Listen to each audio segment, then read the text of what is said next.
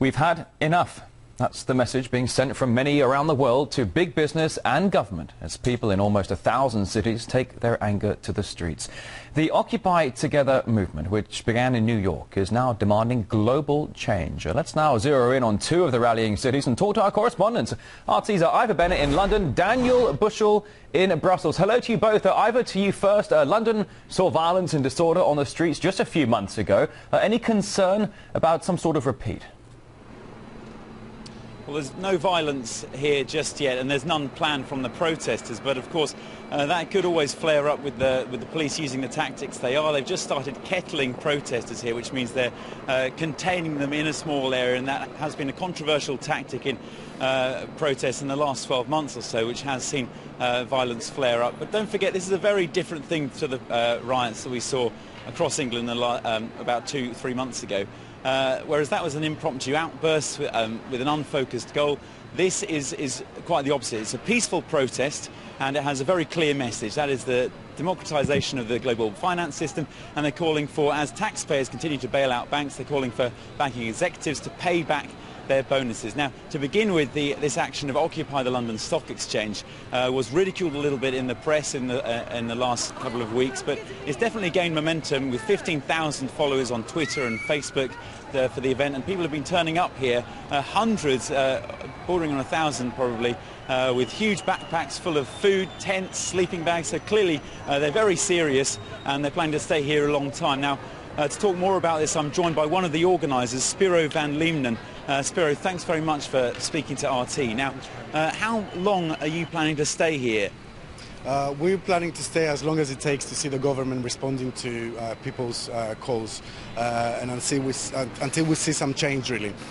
And what's happening right now? I mean, you're planning to march to the stock exchange, which is just behind the cathedral behind us, yes. But you're being stopped. So what are you going to do? Well, the square right in front of the London Stock Exchange is private, like everything in the city of London, really. So the police has now kettled all the protesters just outside St. Paul's Cathedral, and I don't know how we're going to take it further, but we're not going home. We're going to stay here, and we're going to find a place where we're going to camp until our voices are heard. Do you really think you're going to change something? Are you really going to stay here for weeks, months even? Yes, I think that's the whole point about it. No one said it's going to be easy, but that's what we're going to try to do. And what's happening in Wall Street has been very inspiring to people around the world, and especially here in the UK. So they've been an example. What exactly are you hoping for? I mean, are you modelling this on the Arab Spring or what? We're modelling this on Occupy Wall Street, but definitely Arab Spring has been very positive. We've seen people around the world standing up. We don't expect from the governments to represent our interests against the banks anymore.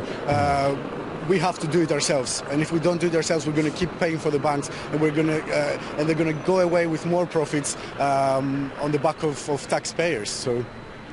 And how much support do you think you've got for these calls? It's if you think that we started only a couple of weeks ago, and we were a handful of people who started something online, and within 2 weeks we have 12,000 people following us, and 5,000 people confirmed that they're attending the event. And now, as you say, we've got a couple of thousand of people who turned up, and it's been very inspiring, and it means that the timing was right, and that people were looking for something like that, something that transcends political affiliations, and something that is truly democratic, a grassroots movement, and a global movement, first of all. Spyro Van Leemnen, thanks very much for speaking to RT. We'll continue to bring updates here from London as the protesters try and take their protest to the London Stock Exchange. At the moment, they're not being able to because it's private property, but you heard it there, they're not going anywhere until they get what they want.